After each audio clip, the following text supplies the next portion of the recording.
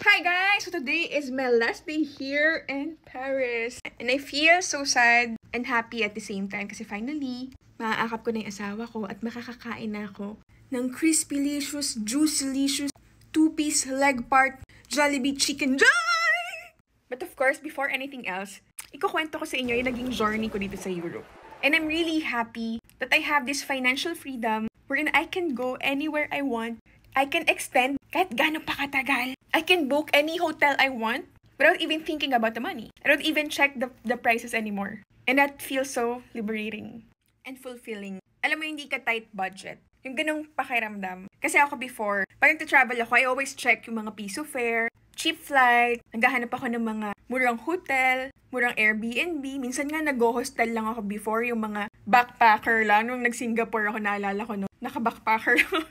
Wala namang problema sa budgeted travel. Masaya rin naman yun. Pero it feels so happy and nice and good knowing that you're no longer thinking about the money you can spend kapag kailangan mo, kapag may gusto ka, pag meron kang, alam mo yun, gusto bilhin. Pero kasi ako, hindi naman ako ma-shopping, guys.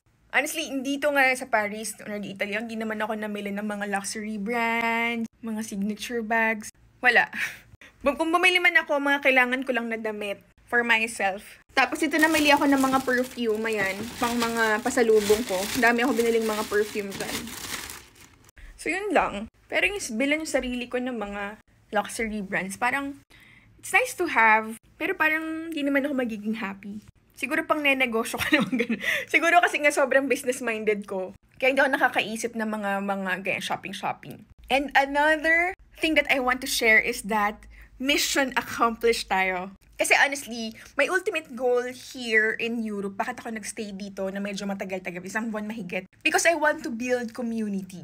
As you all know, meron tayong mga estudyante all over the world na tinuturuan ko how to enter in the market, forex market specifically. So here in Europe, malaki yung grupo natin dito. However, wala kasing nakaka-guide sa kanila. Kasi yung time zone nga is different from ours. So imagine niyo kung ang training namin is alas 8 sa Pilipinas, dito sa Europe it's like 2:30 or 2 p.m. So nasa trabaho pa yung mga estudyante natin dito. Hindi sila nakakasabay sa mga trainings kasi nga iba nga yung time zone. Kaya nag-career ako ng goal na sabi ko, bubuo ako ng grupo dito, ng community dito na iti-train ko, i-guide ko. Para dito mismo sa Europe na yung ikakonduct nilang mga trainings na same place, same time zone. And pwede silang mag-career ng mga physical meetups. Kaya sobrang natuwa naman ako. And ito yung pinaka-takeaway ko para sa inyo. It takes one person to believe you in order for you to change your situation. There's this one girl na pinuntahan niya ako sa Airbnb ko nung time na nandun pa ako malapit sa Olympic Village. She was super eager to learn. Like, mag-isa lang siya nagpunta sa akin. Like, sobrang natuwa ko sa kanya kasi parang, okay, let's do it. Action taker siya eh. Di na nga ata nag-demo account, yung nag-live account na ata sa sobrang excitement niya. Tapos, pagpunta ko Italy, pagbalik ko here sa Paris, nakipagkita na naman siya. Per this time, may kasama siyang 3. Yung 3 na yun, sobrang excited din mag-aral ng Forex. Nag-post lang daw siya sa groups, sa Facebook, sa mga Filipino community sa Europe. Tapos ang dami nga gusto magpaturo na din. So ngayon, minute ko sila, pinuntahan nila ako. And sobrang natuwa naman ako kasi sobrang, andun yung excitement nila. Alam mo, makikita mo talaga yung eagerness nila talagang matuto.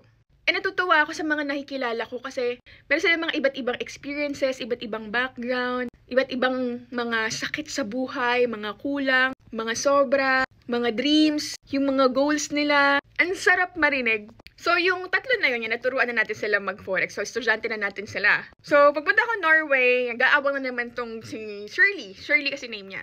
Kailan po kayo babalik dito sa Paris? Kasi gusto ko po ulit makipagkita. Sobrang sabi ko, there's something in this girl. Nakakatuwa siya.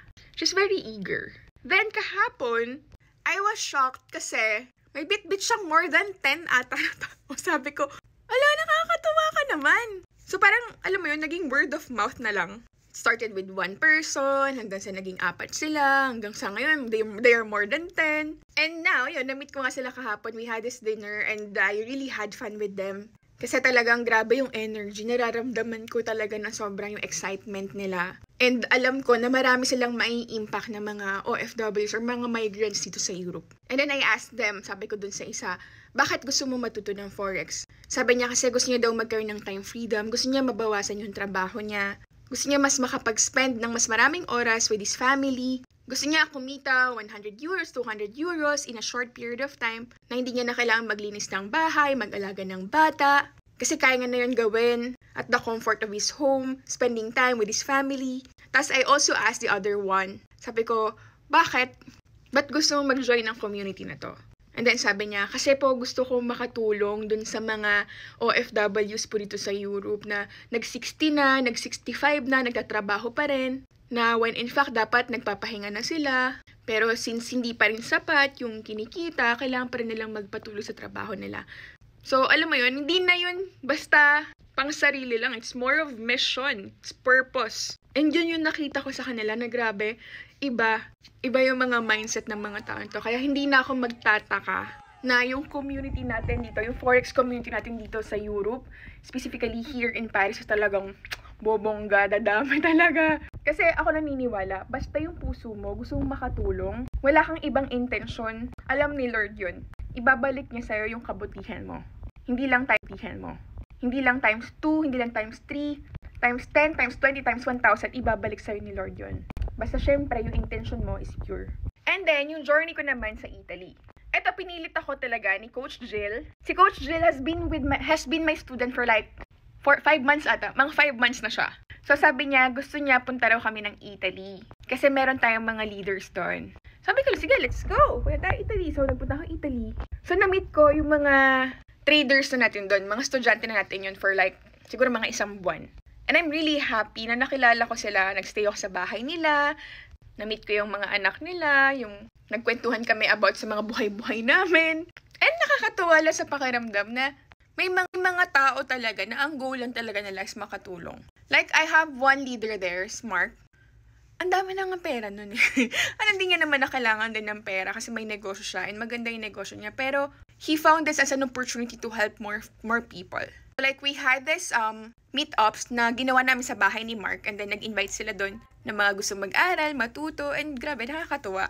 Kasi merong iba doon galing pang Switzerland. So, yung mga nearby na location, pumunta lang sila doon. Merong galing Bologna. So, na-meet ko sila. And it feels really nice meeting those people. Kasi before, yun naman, 5 years na ako sa trading industry. Ngayon ko lang nagagawa to na nakaka-build ako ng relationship with my traders, with my students. And then, after that, pumunta tayo ng Norway. So, sa Norway naman, doon po nakatira yung pinaka-main leader talaga.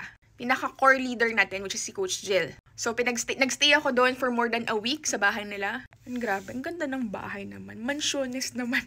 Si Coach Jill, hindi nga naman na kailangan din mag-trade kasi sobrang dami na ring negosyo nun. Nag-e-export siya from the Philippines sa mga kung ano ng mga Philippine products and then sinusupply niya sa mga grocery, supermarket, or whatever kung saan may kailangan. So, honestly, hindi naman talaga kailangan ng pera. Pero dun sa desire niya na makatulong sa ibang tao, na matuto rin ng forex trading, yung mga kapwa niya Pilipino, or even yung mga locals doon, andun yung burning desire eh. So, pati ngayon yung asawa niya, na-influensya na namin. Nag-trade rin yung asawa niya. Norwegian yung asawa ni Coach Jill.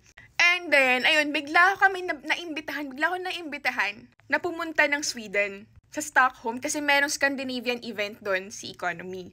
Sobrang biglaan lang yun. Hindi ako prepared at all. Like, bigla lang sinabi sa akin ni Sunny, yung mentor namin na, can you speak for our Scandinavian event, blah, blah, blah. Sabi ko, what? No! Siyempre pumayag ako.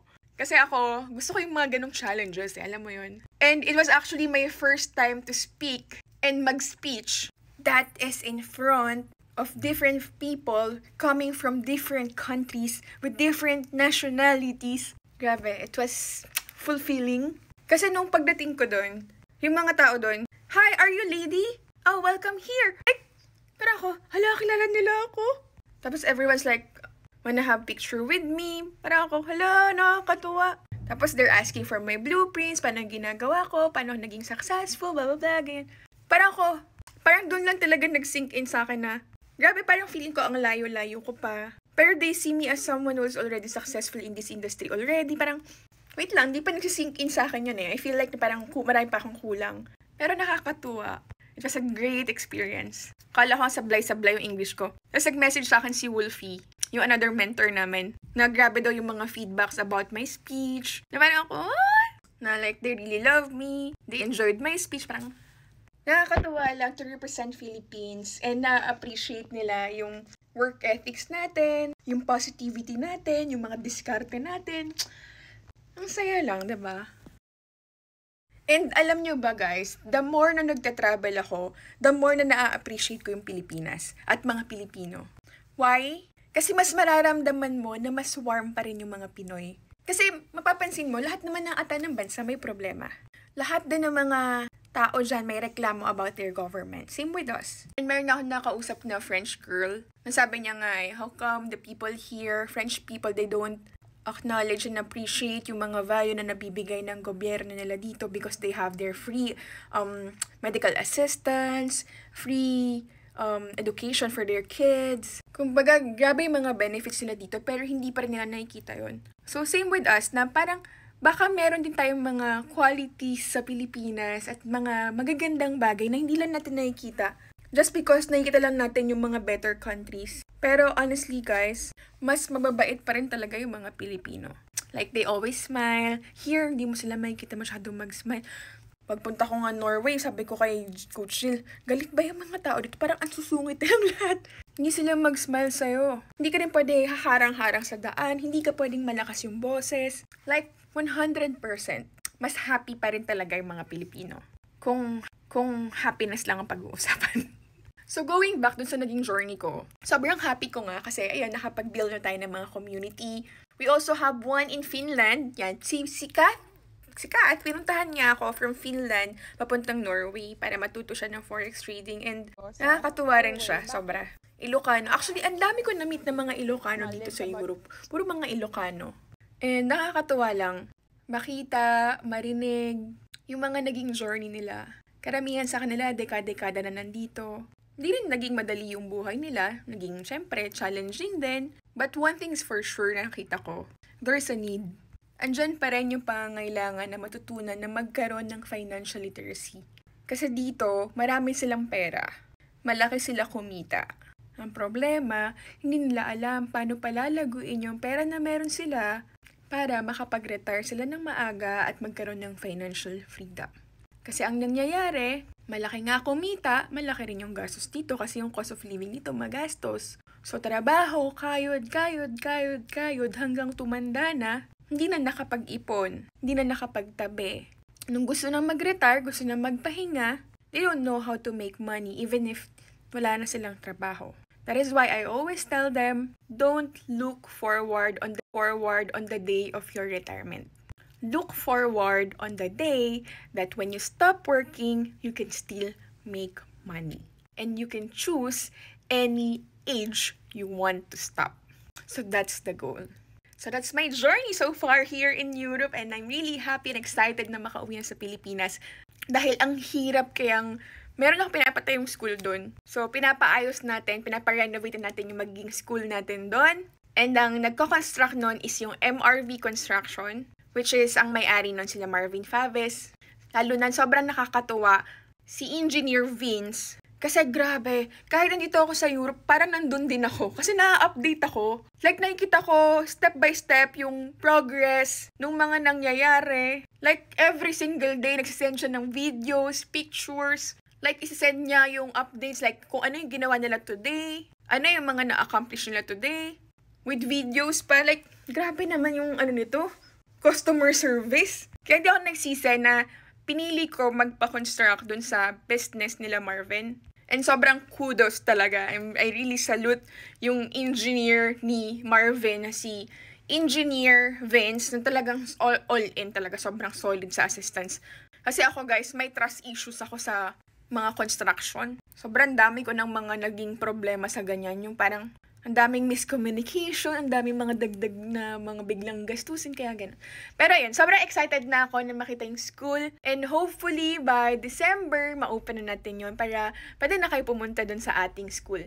At finally, makapag-start na ng kung gusto nyo mag-aral ng Forex, gusto nyo mag-aral ng business, ng digital marketing, ng affiliate marketing, or ng crypto, or whatever. Anything digital, yan, magkakaroon tayo ng mga courses for that. Kaya that's very, very exciting. And I'm really, really happy sa mga susunod na araw. It's so bright. Kaya super thankful ako kay Lord sa lahat ng mga blessings. Kaya see you sa mga nasa Pilipinas and sa mga interesado na mag-start ng mag-forex here in Europe. You can join our Telegram. I'll be putting on the comment section yung Telegram natin wherein doon kayo pwede mag-inquire. Andun yung mga leaders natin all over Europe, Italy, Bologna, Milan, Rome, Switzerland, Norway, Finland. I'm not sure. Meron pa mga iba lang, hindi ko na maalala. Pero nandun sila guys. So kung taga-Europe ka and gusto mo finally makapag-start na ng forex trading, then I highly suggest to join our Telegram channel para ma-assist ka namin. So, you know when to start. So you could also meet up my leaders. Napahaba na yung video. Pero thank you guys.